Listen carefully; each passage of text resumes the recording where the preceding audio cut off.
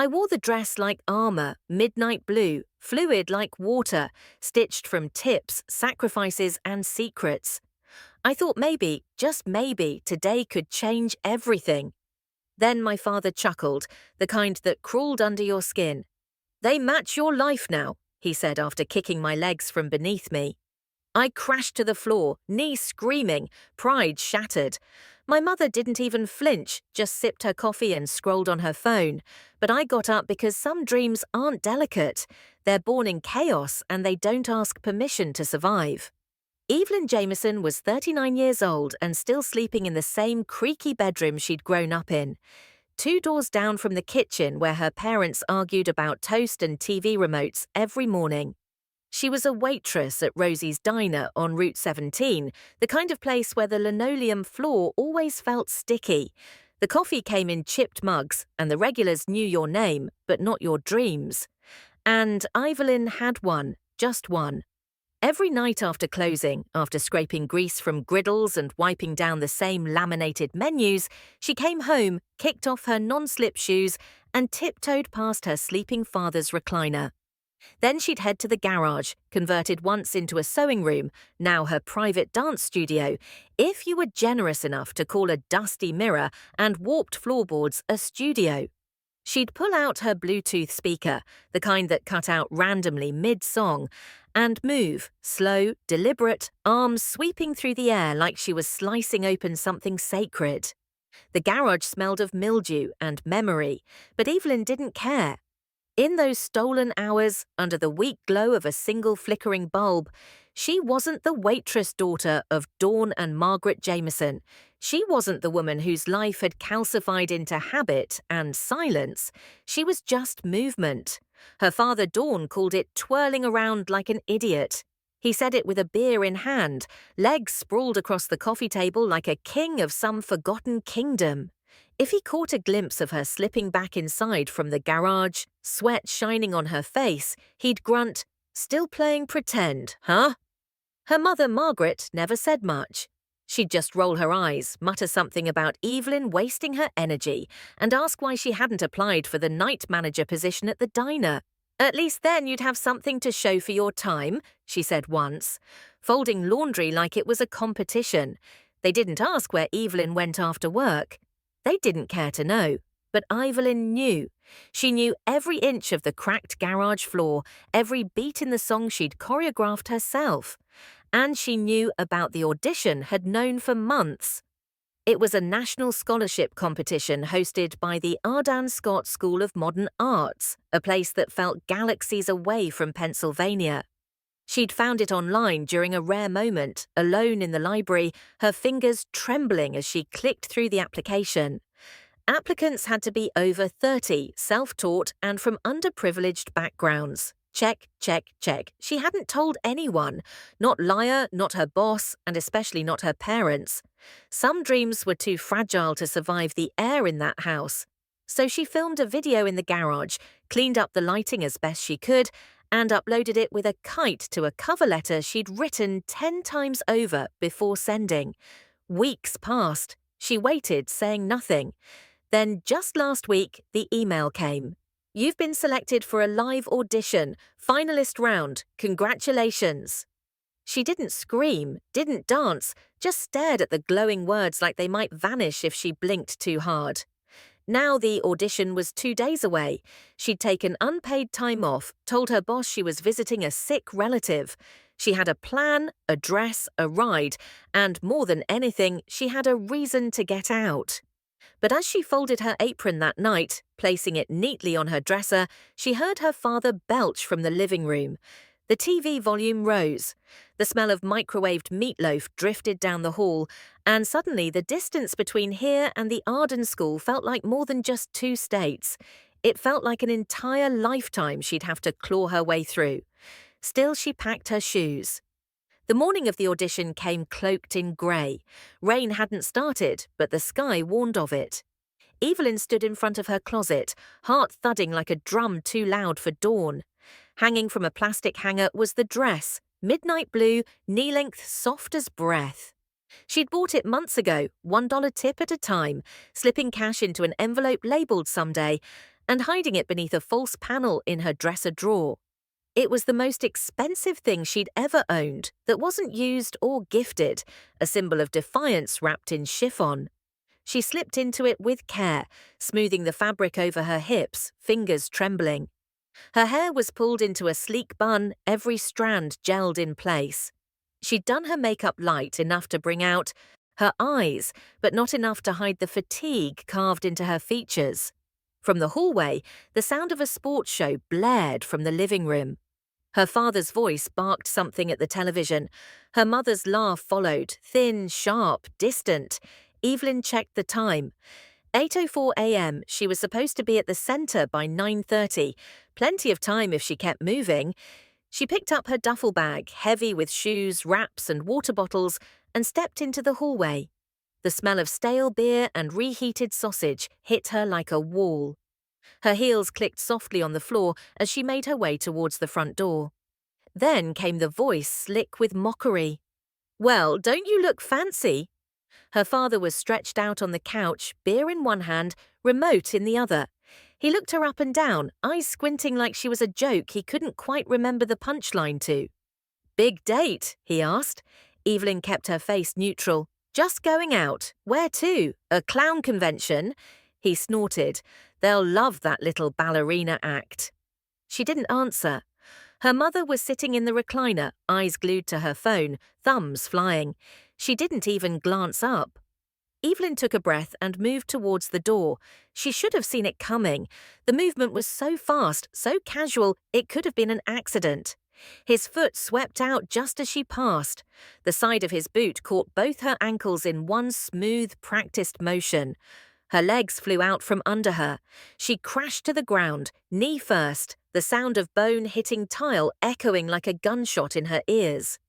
Pain exploded up her leg, white, hot, and blinding. Her bag hit the ground beside her, the zipper popping open. Evelyn gasped, but no scream escaped. She clenched her jaw as she pressed her hand against the couch to steady herself. Her father leaned back, grinning. "Now they match your life," he said. "Broken." Her mother didn't even flinch. "Maybe you can still twirl with a limp," she murmured, eyes still on her screen. The pain was sharp and pulsing, but deeper than that was the cold wash of humiliation.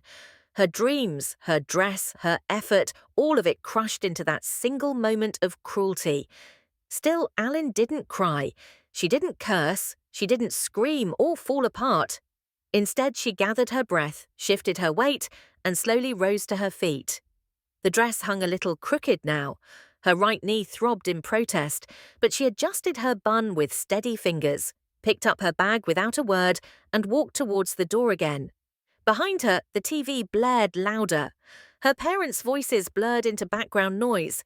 She stepped outside into the pale morning light, closed the door behind her, and didn't look back, not even once. The ride to the audition centre felt longer than it was. Evelyn sat in the back of a rideshare, trying not to let the pressure building in her right knee show on her face. Every bump in the road sent a sharp jolt up her leg, but she kept it together. She'd done harder things. She'd survived worse. The community centre came into view, modern glass front, clean lines, and colourful banners fluttering in the light wind. It felt like another world. She stepped out of the car carefully, favouring her left side, and adjusted the strap of her dance bag. Her breath came shallow. Inside, dancers milled around in coordinated warm-ups, laughter and nerves mixing in the air. Some were stretching, others reviewing choreography. The lobby smelled of hairspray and citrus-scented floor cleaner. Evelyn moved towards the check-in table, her limp subtle but constant. A receptionist smiled at her. "You made it just in time," she said brightly. "Room A3 for warm-up. You're in the final slot?" "Ah," Evelyn nodded. "Thanks." Her voice sounded smaller than she liked. She followed the signs towards the warm-up room, heart pounding harder with every step. Her knee throbbed now, not just pain, but swelling. She reached into her bag as she walked and found the knee wrap she always carried just in case. Today wasn't supposed to be a just-in-case day. Today was supposed to be everything. She ducked into a corner of the dressing area and quickly wrapped her knee, hissing as the compression bit into bruised flesh. She stood, took a few tentative steps, manageable, barely. Eve. She turned and saw her best friend, Lyra, standing a few feet away in a black rehearsal hoodie. Her eyes widened as they dropped to Evelyn's knee. "What happened?" she whispered, stepping closer. Are you hurt?" Evelyn forced a smile. "Just a tweak last night. I'm fine." Leia didn't look convinced. "You sure? We can tell them. Maybe they'll give you a later slot." "No," Evelyn said quickly. "I've waited too long for this." Lyra's expression softened. "Okay, I've got your back." The two hugged briefly before parting ways.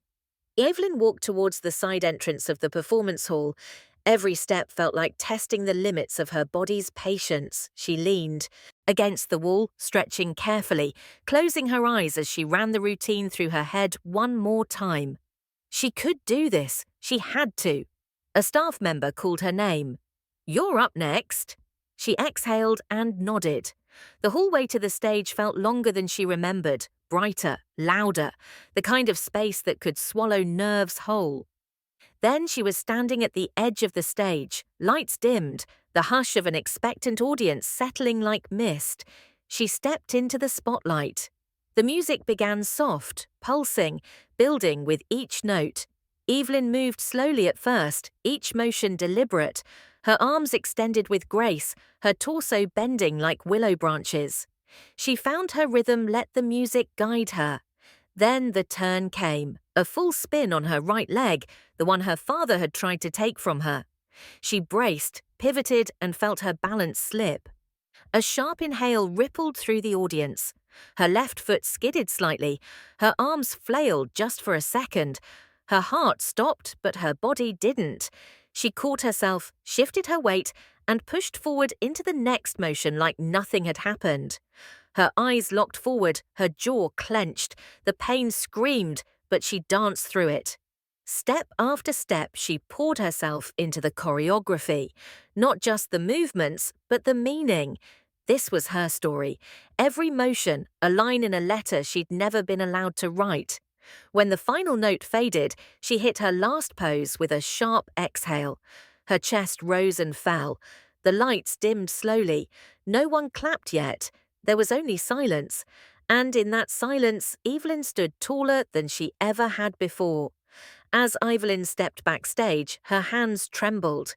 Not from nerves, but from pain masked too long, and pride held too tight. She made her way to the nearest bench and collapsed onto it, exhaling so forcefully it felt like her soul escaped with the breath. She didn't cry. She wouldn't, not here. But her knee pulsed like it had its own heartbeat, and her body screamed for rest. Footsteps approached, not hurried, but purposeful. Evelyn Jameson. She looked up. The woman before her was tall, mid-60s perhaps, with striking silver hair pulled into a bun so tight it looked carved. She wore a black blazer and held a clipboard like it was an extension of her spine. "Yes," Evelyn said, straightening despite the pain. The woman smiled. Not the kind people wear when they're being polite, but the kind that flickers when something genuine slips through. "My name is Marissa Kida. I'm the lead adjudicator for this round," she said, then paused as if waiting to see if Evelyn would recognize the name. She didn't. "You performed with incredible emotional depth," Marissa said. "And pain." Evelyn's eyes lowered, embarrassed. "I'm not asking what happened," Marissa continued, "but I saw enough to know you weren't physically at your best, yet your artistry was undeniable." Evelyn blinked, unsure what to say. So Marissa said, "We'd like to offer you a private audition next week. No pressure, no audience, just you and a clean floor." Evelyn's throat tightened. "Really?" Marissa nodded. "We don't usually do this, but I believe your story isn't finished yet, and I want to see it when it is." Evelyn swallowed hard. "Thank you," she whispered. Marissa handed her a card. "Email me directly. We'll set it up." With a final nod, the judge turned and disappeared into the flow of organizers and dancers. Evelyn sat frozen, the card pinched between her fingers like a lifeline, a second chance on her terms. Her chest swirled with something dangerously close to hope. She slipped the card into her bag and reached for her phone, planning to text Leia and let her know she'd be late getting back. Instead, she froze. A message blinked on the screen. Mum! Hey, honey, how did your little show go today? Hope you didn't fall again like you did in high school. Lol, let me know. Aunt Karen's asking. Evelyn stared at the text, a knot tightening in her stomach. There was no warmth in those words, no genuine curiosity, just the same passive-aggressive poison served with a smiley face and a wink. The line about falling in high school, that had been her first recital, and her father had unplugged the speaker mid-performance. She'd frozen, cried, been mocked for weeks. And now her mother was pretending to care, but only to pass gossip along to a woman Evelyn hadn't seen since she was 16. She locked the screen, didn't respond. Instead, she took a screenshot, saved it to a folder labeled Receipts, and placed her phone face down beside her. It wasn't rage, she felt. It was calculation. These were the games her family played. Smile on the surface, knives behind their backs. But she wasn't playing anymore. She was building. Every message like that one became another brick in her foundation. She would use them not to fight back, but to rise quietly, completely. She stood slowly, adjusted her bag, and limped out of the backstage. Hallway into the fading afternoon light. Her knee throbbed with every step, but she barely noticed. There was a new rhythm now playing inside her, one not bound by pain, but by purpose, and for the first time in a long time, Evelyn felt the slightest edge of a smile on her lips. The studio was quiet, eerily so. No bustling dancers, no echo of shoes on hardwood, no overlapping songs bleeding from nearby rooms, just stillness. Sunlight filtered through high windows and the faint hum of the ceiling vents. Evelyn stood in the middle of Studio B, 2 towns over from her family's house, wearing the same midnight blue dress she had nearly bled into a week earlier. Her knee was still tender, but she'd spent every day icing, wrapping, and rehearsing in short bursts. No pushing past the pain this time, no audience to impress, just her and the floor, and Marissa called her. The woman sat quietly in the back corner, clipboard balanced on one knee, but her hands resting gently in her lap. She wore the same sleek blazer as before, but her posture now was less imposing, more open, as if she knew this moment wasn't about power, but truth. "You ready, Evelyn?" she asked, her voice soft but clear. Evelyn nodded once, then the music began. No stage lights, no pressure to smile. Evelyn didn't need to perform. She needed to release. She moved with a kind of raw restraint. Each motion rooted, not in perfection, but in survival. Her arms swept like she was brushing off memories. Her feet tapped through trauma patterns only she understood. The choreography wasn't showy. It wasn't meant to be. It was her story carved into movement. Each pivot whispered a memory. The birthday her father forgot. The prom dress her mother called cheaple-looking. The years she wasn't allowed to attend dance camp because dreams don't pay bills. Her knee twinged with each turn, but she wove the pain into the routine like a thread of realism. She let her face soften, her body give, her lines bend. It wasn't perfect. It was honest. Near the final segment, she dropped to her knees, not choreographed, just needed, and let her arms fall to her sides. Her chest rose and fell, breath visible in the cool air. The music slowed and stopped. Silence returned. Evelyn stayed where she was, head bowed, letting the stillness settle. Her lungs burned. Her heart thudded against her ribs like it wanted out. When she finally stood slowly and without grace, she met Marissa's gaze. The woman's eyes were glistening. "I've been judging auditions for 27 years, Marissa said, standing and walking forward, "and I can count on one hand how many times I've cried." Evelyn blinked, unsure what to say. Marissa stopped in front of her, hands clasped. That was not a performance. That was a reckoning. She reached into her pocket, pulled out a folded tissue, dabbed under one eye with practiced precision. Then she laughed gently. "You made me remember things I've buried for a long time." Evelyn tilted her head. I had a father like yours, Marissa said. Different shade, same storm. He broke things, mostly spirits. Evelyn's lips parted, but no words came. I got out when I was 20, Marissa continued. But I never danced about it. I boxed it away. You danced through it. That takes guts most people don't have. For a moment, they just stood there, women of different generations bound by invisible bruises.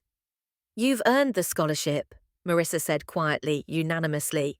You'll get the official email, but I wanted to tell you myself. Evelyn nodded slowly, her throat too tight to speak. And Evelyn, Marissa added, offering a soft smile. Don't forget, you're not broken, you're just reforged. That word clung to Evelyn like warmth after cold. She exhaled, bowed her head in silent gratitude, and thought, this time I'm not going back, not just to that house, but to who I was in it. Evelyn sat in her borrowed car outside a coffee shop, halfway between the studio and her parents' house, her fingers still clutching the steering wheel, though the engine had been off for 10 minutes. Her body ached not from dancing this time, but from holding everything in. The tears, the disbelief, the surge of something she dared not call joy. Not yet. Not until it was real on paper. She reached into her bag, pulled out her phone, and opened her email. There it was. Subject full scholarship offer Ardan School of Modern Arts from admissions at ardanschool.edu. She clicked, read, then read again. Full tuition, housing, travel, stipend, training under master instructors, orientation in 3 weeks. She put the phone down slowly, like it might shatter from the weight of what it carried. Her body didn't react the way she thought it would. No leaping joy, no celebratory scream, just a deep, long breath that felt like exhaling 19 years of holding back. Then came the second email. Subject, private follow-up. Marissa Calder from McAlderarden.school.edu. Alan opened it cautiously. Dear Evelyn, your solo this morning was not only one of the most powerful performances I've ever witnessed, but a reminder of why this art exists, to transform. In light of your clarity of expression and your ability to lead through pain, I'd like to offer you a part-time mentorship role for the first-year program. As an assistant to the choreography department, you'll help guide new students, some of whom may be walking into this world with wounds not unlike yours. It is not a requirement of the scholarship, just a personal invitation. Think it over. You've already earned your place here. Warmly, Marissa called her. Elin covered her mouth with one hand. Mentor, not just student, someone who could make a difference in lives like hers. Before they calcified, before the silence became permanent. She typed 2 words in response. I accept. Then she sat back, eyes closed, letting the truth of it all settle in. It was happening. She wasn't just leaving that house, she was leaving as someone chosen, recognized, trusted. When she finally pulled into her driveway, the sky had turned slate grey. Her father's truck was in its usual spot, tilted slightly where the tire had gone soft last winter, and no one had bothered to fix it. The porch light flickered, casting uneven shadows on the siding. Inside, the television blared, and the air smelled faintly of burnt coffee and grease. Her mother was in the kitchen, humming to herself, not because she was happy, but because she hated silence. Evelyn walked straight to her room without a word. She didn't say she'd just changed her life. She didn't mention the scholarship or the job or the tears in Marissa Keda's eyes. She didn't owe them that. Instead, she opened the bottom drawer of her desk and pulled out the weathered journal she kept hidden under old tax forms and expired receipts. Its cover was worn, pages frayed at the edges, filled with choreography sketches and scraps of song lyrics she never dared show anyone. She turned to a blank page, dated it, and wrote 2 words in bold ink across the top. Game on. She smiled, not because she was winning, but because she finally knew she was playing a different game altogether. And this time the rules were hers. Evelyn had become a ghost in her own house. Not the kind that haunted rooms, but the kind that quietly erased herself from them. Every night after her shift, she packed a little more, never enough to raise suspicion, just enough to matter. A pair of shoes wrapped in an old hoodie, dance journals slid between worn cookbooks in a reusable grocery bag. Important documents she'd once thought were safe in a box under her bed now lived in a hidden folder inside Liar's desk drawer. She had a checklist taped to the back of her closet door, written in code only she could understand. Stars meant passport, Echo meant birth certificate, flight meant the acceptance letter and scholarship confirmation. She crossed out each word one by one. She didn't rush, that was key. Move too fast and they'd notice. Her father didn't pay attention to much, but he noticed attitude. Her mother noticed noise, so Evelyn made sure there was neither. Each morning she was polite. Each evening she was invisible. Her father, of course, assumed it meant she'd finally come to her senses. One night over reheated casserole, he grunted. Guess the ballerina nonsense ran its course. Knew you'd grow out of it. She didn't respond, just spooned mashed potatoes onto her plate and stared at the floral pattern on the rim like it had something worth listening to. "Talk to the Mallisters today," her mother chimed in as if the topic had been handed to her like a baton. "Told them you're back to working full shifts," said, "You finally realize dancing is a hobby, not a job." Elin smiled faintly, not because anything was funny, but because she needed to. That was the game. Pretend well enough and no one asks questions. She made sure to leave her duffel bag half-zipped on the floor like she'd given up. Let the sight of it confirm their assumptions. What they didn't see was the second bag already packed and stashed in the trunk of Liar's car 2 blocks away. On Wednesday, she removed the photo from the hallway shelf. It was the only one she cared about, her at age 10 in a Halloween costume she'd sewn herself. Her father had grumbled about the thread on the kitchen table for weeks, but she remembered how proud she'd been wearing it. That night she wrapped it in a scarf and placed it gently in the bottom of her suitcase. On Thursday she swapped out her paycheck for cash that deposited just enough to look normal and handed the rest to Liar for safekeeping. They met at the laundromat, spoke in whispers over drier hums. "You sure you're good?" Leah asked, folding a bath towel with military precision. "Good as I'll ever be," Evelyn said, sliding a manila envelope under the table. 3 days, Leah reminded her. 3 days, Erlin echoed. By Friday, Evelyn had cleared every trace of herself from the shared parts of the house. Her dance shoes were gone, her notebooks vanished. Even the magnets she'd added to the fridge over the years, quotes, postcards, tiny ballet slippers disappeared one by one. Her parents never noticed. She left the cheap knockoff ones in place to avoid questions. Every trace of who she was becoming had been carefully extracted. It wasn't escape, it was extraction. Precise, surgical, quiet, like a woman peeling herself out of a life stitched too tightly, too painfully around someone she never got to be.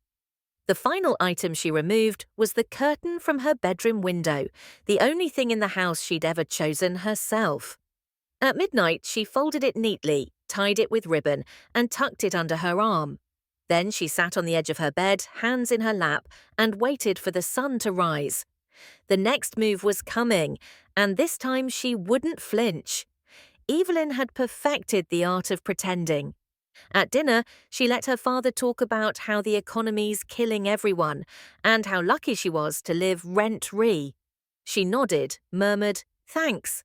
Let him believe she was grateful, dependent, stuck. Her mother offered passive-aggressive suggestions, job listings taped to the fridge, casual mentions of girls your age, working full-time office gigs. Evelyn smiled and played along like a daughter who had finally given up dreaming. But every polite nod was a lie. Every thank you was strategy, the truth. Evelyn had opened a bank account 6 weeks ago at a credit union they'd never heard of.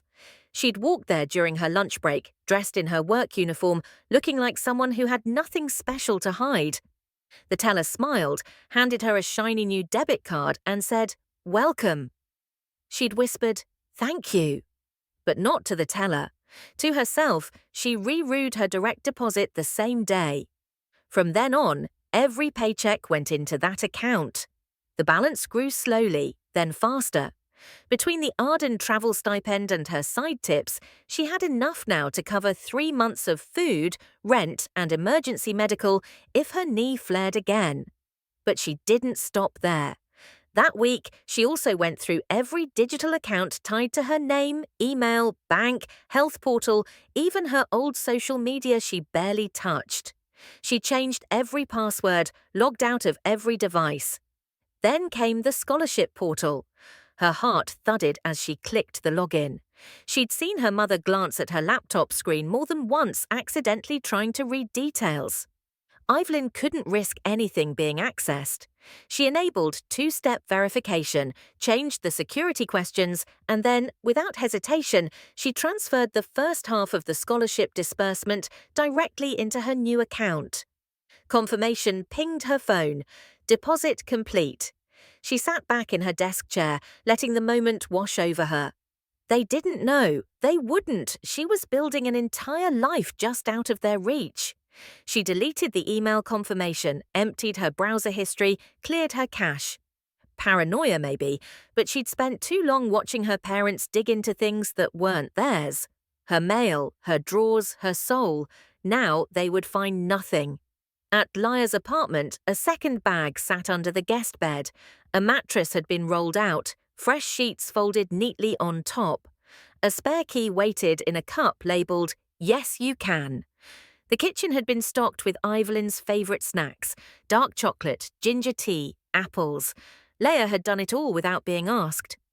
"You're almost out," she whispered during one of their brief meetups. "1 week, Eve. You're doing it." Evelyn nodded but said nothing. Talking about it felt like touching a soap bubble too fragile, but she felt it growing inside her. The ache of freedom. One night as she lay in bed staring at the ceiling, her phone buzzed. A text from her mother. "Mom, don't forget to leave your bank info. Dad wants to send your tax return to the account we've always used." Evelyn stared at the screen. That account had been closed 2 weeks ago. She didn't reply. She didn't need to let them wonder, let them suspect, let them believe whatever narrative helped them sleep. She was done explaining. Instead, she opened her notes app and added one more line to her running list. "They won't see me go. They'll just wake up and I'll be gone." Then she turned her phone off, slid it under her pillow, closed her eyes, and finally, slept like someone no longer waiting for permission to live. The dining table was set with more care than Evelyn had seen in years. Polished silverware, cloth napkins. Her mother had even taken out the floral plates, usually reserved for holidays.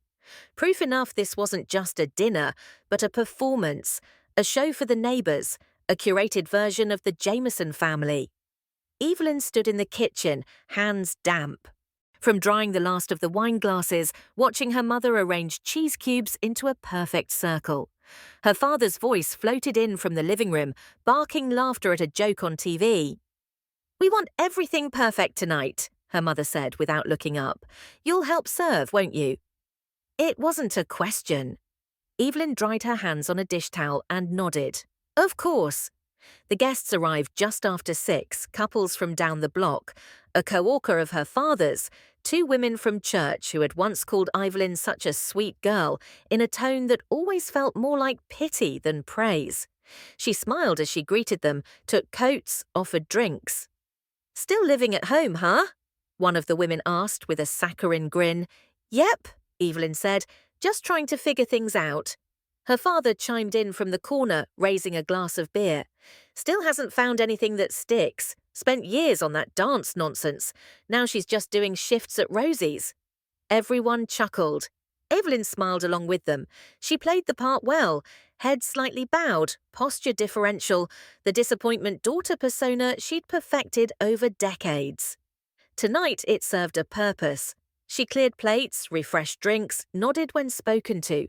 No one noticed how her movements were calculated, how every response was measured. She was building tension like a violinist tuning a string, waiting for the moment to snap. After dessert, her mother stood to make a toast. To old friends, good neighbours and family. No matter how difficult they are, she added with a side glance towards Evelyn. Laughter again. Evelyn cleared the final plate, her heart hammering beneath the calm mask she wore. Her palms were dry now, steady. She reached under the buffet where she'd hidden her bag earlier in the evening and felt for the envelope inside. It was almost time, but not yet. Not until the spotlight found its mark. Her father leaned back in his chair, one arm draped over the backrest, beer in hand like a king overseeing his court. "You know," he said loudly, "we tried, we really did, gave her every chance. But some kids, they're just not built for success."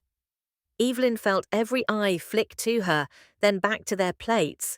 Awkward smiles, tight-lipped nods. The room itched with discomfort. "I mean, dance," he snorted. "She was decent, I guess, but that was years ago. You got to know when to stop pretending." That was her cue. Evelyn returned from the kitchen with a fresh pitcher of water, topped off a few glasses, then turned to her father and said, "You're right, Dad."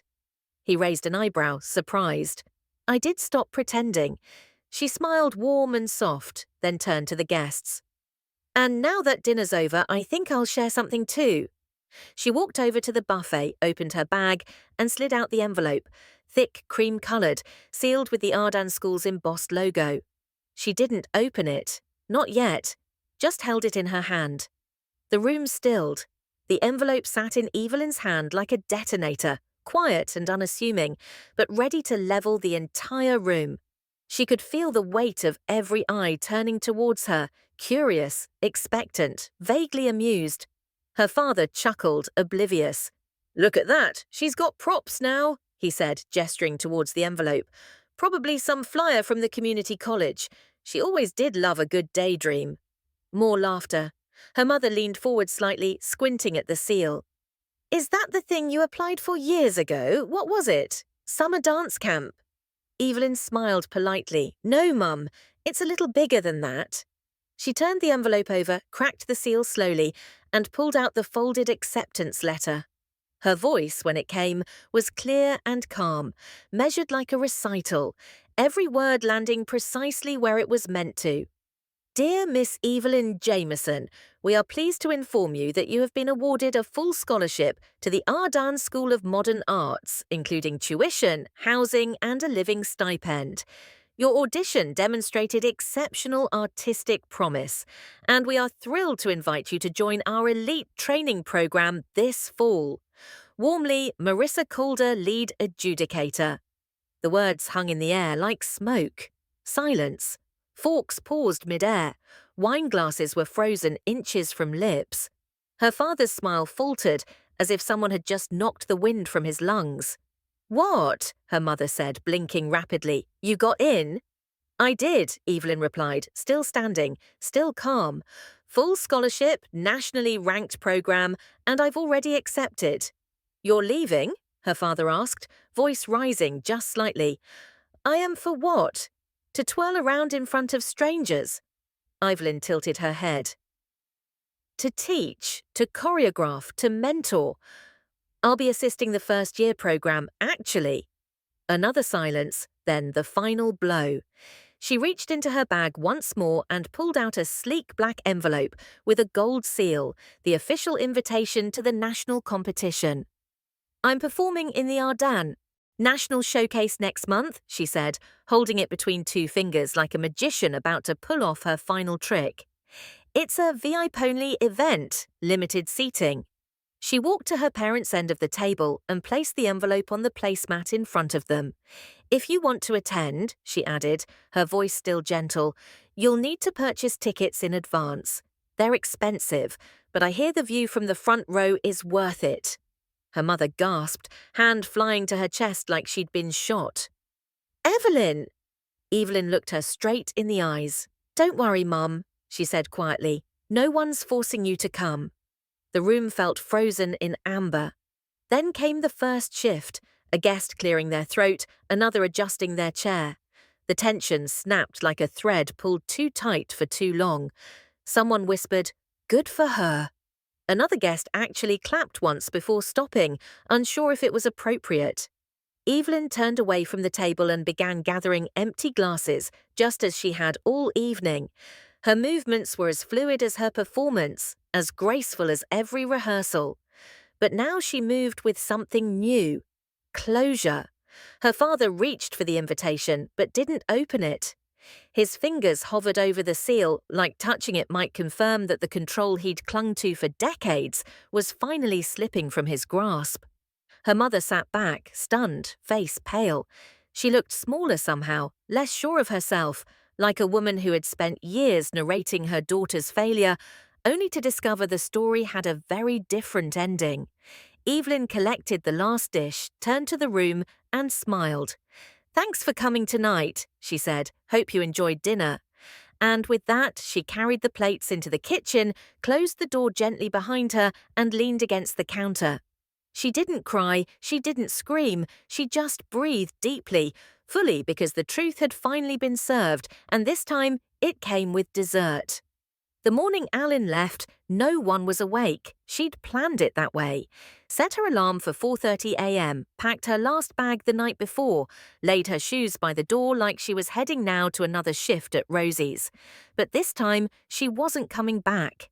The house was still and dim, the only light coming from the cracked door of the fridge she'd just opened to grab her last water bottle.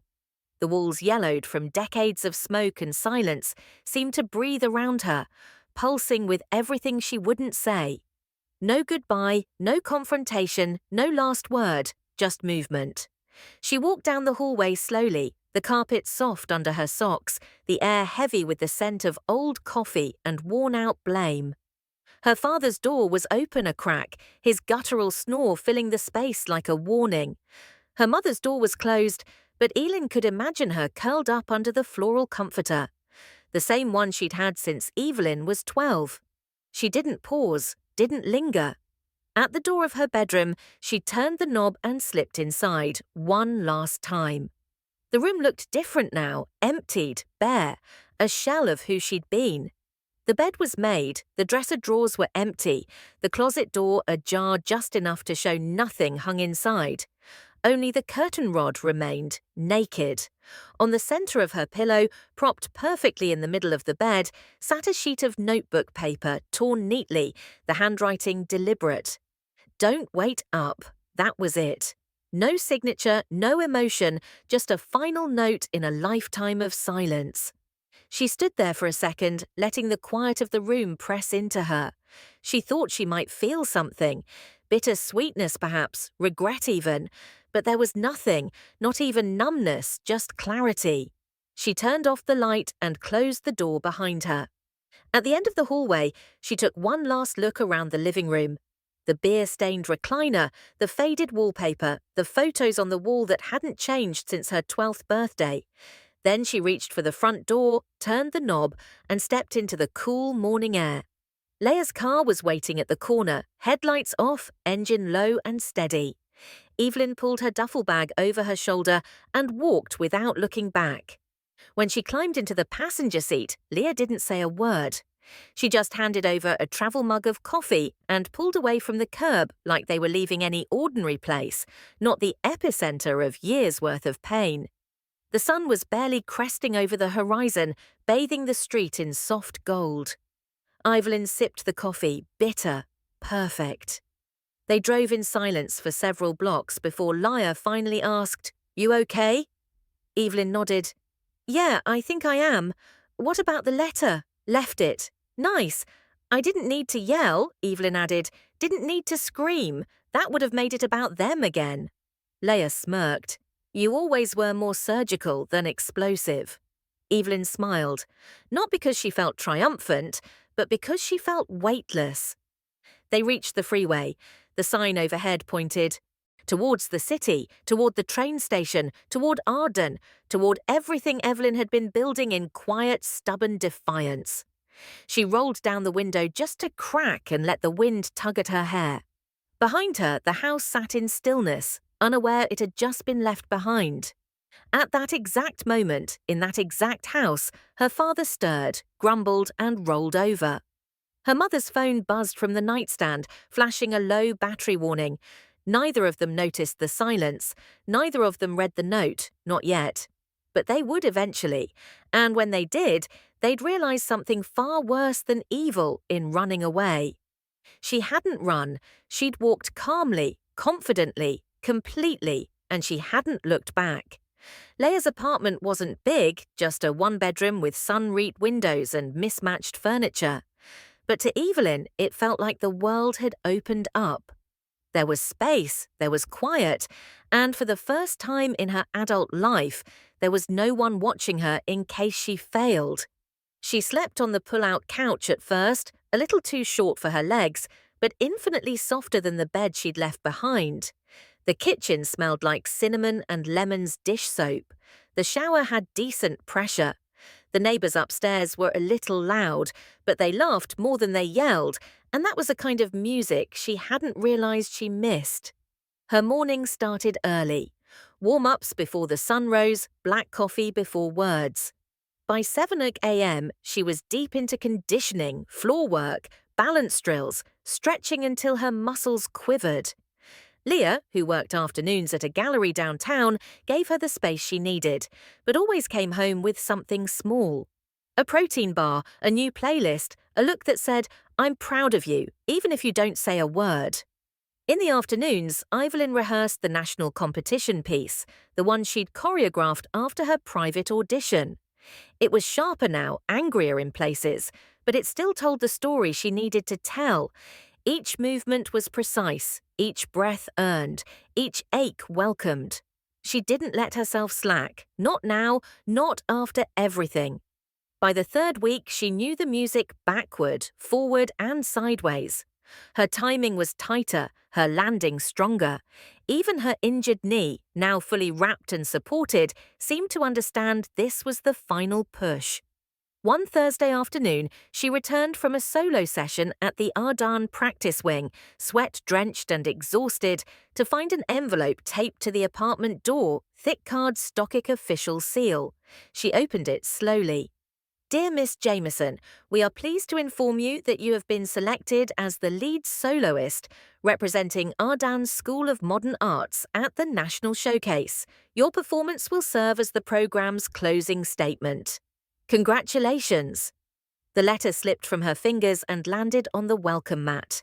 For a long moment, Evelyn just stared at it. She was the closer, the face of Arden for the entire competition. It should have felt like a victory, but what rose in her chest wasn't celebration. It was pressure, raw, heavy, immediate. She picked the letter up, walked inside, and placed it on the counter like it might explode. Leah looked up from the couch, brows lifting. "Good news, I'm the closer," Evelyn said, voice flat.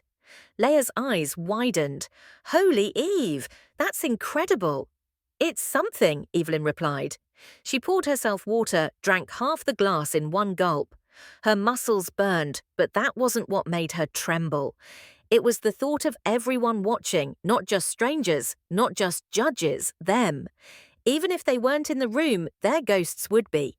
Every movement would be weighed not just against the artistic merit, but against a lifetime of being told she wasn't enough. And now she had to prove otherwise, publicly, perfectly. That night, after Leia went to bed, Evelyn sat by the window with a cup of cold tea and opened her journal. She flipped past pages of choreography notes, lists of practice goals, sketches of stage layouts. Then she found a blank page near the back. She dated the top, paused, and began to write, but not to Marissa, not to her parents, not to the judges, to herself. "Dear Evelyn, you got out. You survived. You kept going. And now you're standing in a spotlight they tried to convince you didn't exist. You are not a mistake. You are not a burden. You are the result of every moment you refuse to stay small. Thank you for not giving up on you. I'm proud of you. With love me." She read the note 3 times before closing the journal. The tea had gone cold, but inside her something warmed. Ishkonsis. Not triumph, not pride, peace. The theatre was cathedral quiet in the minutes before the showcase began. Rows upon rows of velvet seats stretched out before the polished hardwood stage, filled with attendees in evening wear. Critics, patrons, choreographers, families. A panel of judges sat, centered in the front row, stoic and unreadable behind clipboards and programs. Up above the box seating buzzed with murmurs, laughter, and the occasional click of a camera lens. But backstage it was different. Evelyn stood in the wings wrapped in silence thick enough to feel. Her costume, a simple grey and silver leotard with sheer sleeves, hung on her like memory, like breath. Her hair was pulled back, her makeup soft, her muscles warm around her. Other dancers whispered, stretched, paced. She was last, the closer. She would go on stage alone, under a single light, and offer her story without words. The program labelled it simply Requiem for the Forgotten. The piece told the story of a woman who lived her life in the shadows of others' expectations, who was shaped by silence and bent by guilt, who broke, but not all at once, slowly, invisibly, until one day she shattered just enough to see the light between the cracks. It was Evelyn's truth, disguised in movement, and tonight it would belong to the world. 5 minutes came a voice through the intercom. Evelyn closed her eyes and pressed her palms together, grounding herself. You've already lived it, she reminded herself. Now you just have to dance it. The curtain rose on a quiet stage, dimly lit in cool blue. She stepped into the light as if stepping into water, each toe point soft but sure. The music, haunting minimalist piano, began with a low, trembling note. Her body moved with a kind of reverence, like she was unspooling a secret. Each motion unfolded as memory, a reaching hand never caught, a fall that didn't get up, a leap that ended in retreat. Her arms sliced through air like she was trying to cut through time. Her back arched not in grace, but in pain, in surrender. The choreography was tight, deliberate, and emotionally raw. And then came the middle section. The fall. She knew the moment down to the breath, had rehearsed it 100 times, but this time she let herself feel it fully. She ran forward, spun once, twice, and collapsed. Her knee struck the floor with real weight, her body folding inward like paper drowned in rain. The audience gasped. Some leaned forward, others froze mid-blink. For 3 beats, Evelyn didn't move. She let the room sit in it, let them wonder. Was it real? Was she hurt? Was the story over? Then slowly she rose, not gracefully, not with practiced elegance. She rose with effort, with grit, with defiance. Each step after that trembled with resolve, her limbs slower now, heavier, but each movement sang louder, deeper, rawer. Her hands reached higher, her turns held longer. And when the music swelled to its final crescendo, Evelyn threw her arms wide in a shape that resembled wings and held it. The lights dimmed, and for a moment no one breathed. Then came the applause. It started as a ripple, soft, tentative, like people were afraid to disturb what they'd just witnessed. But then it built stronger, fuller.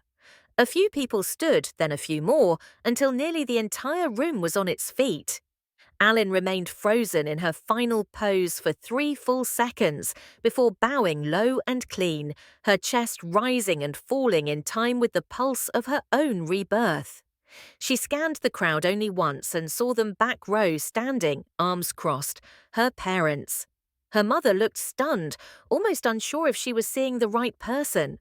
Her father stood stiffly, jaw set, unmoved by the ovation. But Evelyn didn't break her gaze. She looked right at them, not for approval, not for permission, for closure. Then she turned, walked off stage, and let the curtains fall behind her like the last page of a book finally finished. Backstage, Evelyn stood just beyond the curtain, breath heavy, skin damp, heart racing. Her muscles trembled, not from effort, but from the raw, unfiltered emotion still coursing through her. Her costume clung to her body like memory. Applause still thundered beyond the curtain, but she didn't move. Not yet. She needed a moment to gather all the pieces of herself she had just thrown onto that stage. Somewhere in the back of her mind, she'd seen them. Her parents slipping into the auditorium halfway through the program, arriving late, taking the only free space left, standing room near the exit doors at the back. They hadn't bought the VIP seats. Evelyn had known they wouldn't. The price was more than money. It required humility, acknowledgement. Neither came easily to them. They didn't sit, didn't clap, didn't blink, even when the rest of the audience rose to their feet. But they saw. They had to see. And for once, Evelyn hadn't danced for their approval. She danced for everyone else who'd ever been told that they were too much or not enough or nothing at all. She danced for herself. A stage manager gently touched her arm. "They're calling you back," Evelyn nodded. She stepped back into the light. The second standing ovation grew louder, this time with cheers. Some people, ew, Whistled. Others clapped until their palms must have burned. Cameras flashed, judges stood. Her peers gathered near the side curtains, peeking out, some with tears in their eyes. She walked to center stage, slow and deliberate, the same floor that once symbolized an unreachable dream, now bent beneath her feet, familiar in hers. She bowed again, this time lower, slower, and when she rose, she looked to the back of the room, straight at them. Her father had his arms crossed, expression unreadable, like he couldn't decide whether to be angry, impressed, or both. Her mother's hand hovered near her mouth, the kind of half-covering that couldn't quite hide disbelief. Evelyn met their eyes, held their gaze, and then for the first time in her life, she lifted her chin, not in defiance, not in arrogance, but in pure radiant self-possession. Then she turned her back to them. The house lights shifted slightly, brighter now. Someone stepped onto the stage from the wings. A hush fell again. It was Marissa Calder, dressed in a floor-length navy gown, her silver hair pulled into a tight braid, a velvet box in her hand. She walked towards Civilinin, microphone in the other. "Good evening," she said, her voice steady and full. The crowd stilled. Each year, the Ardahan School of Modern Art selects one graduating performer whose journey reflects more than just technical mastery. We look for someone who reminds us why art matters, why it heals, why it defies, why it survives. She paused, letting her gaze sweep over the audience before landing on Evelyn. This year, that honor is not simply deserved, it is demanded. She opened the velvet box and revealed a gleaming silver medallion etched with a single word: resilience. "Evelyn Jameson," Marissa continued, turning to her, "for your extraordinary bravery in turning pain into poetry, for reminding us that beauty is born in the places we're told to hide, I present you with the Ardahan Medal for Resilience in Art." Gasps, applause, a few scattered shouts of yes from somewhere in the balcony. Evelyn stepped forward, hands steady as she accepted the medal. Marissa leaned in and whispered just for her, "You didn't just change the stage tonight. You changed us." Evelyn blinked back tears. Then stepping to the mic, she faced the crowd. "I spent most of my life being told I should be smaller," she began. Her voice didn't shake, quieter, easier to ignore. "But dance never let me disappear. It gave me back my voice, my shape, my story." She paused, scanning the sea of faces. Not for her parents this time, but for herself. "I didn't grow up in a home that believed in grace, but tonight you showed me that maybe, just maybe, I can build one that does." Thunderous applause followed her final bow. Backstage, people waited to hug her. Leia first running forward with tear-streaked cheeks and a proud, breathless grin. "You did it," she whispered, arms tight around her. "No," Evelyn said softly. "We did." Outside the building, under a canopy of stars, she paused for a moment and looked back just once. Her parents hadn't followed. They were gone, left quietly as always. But that was fine. They'd seen what they needed to see. And Evelyn,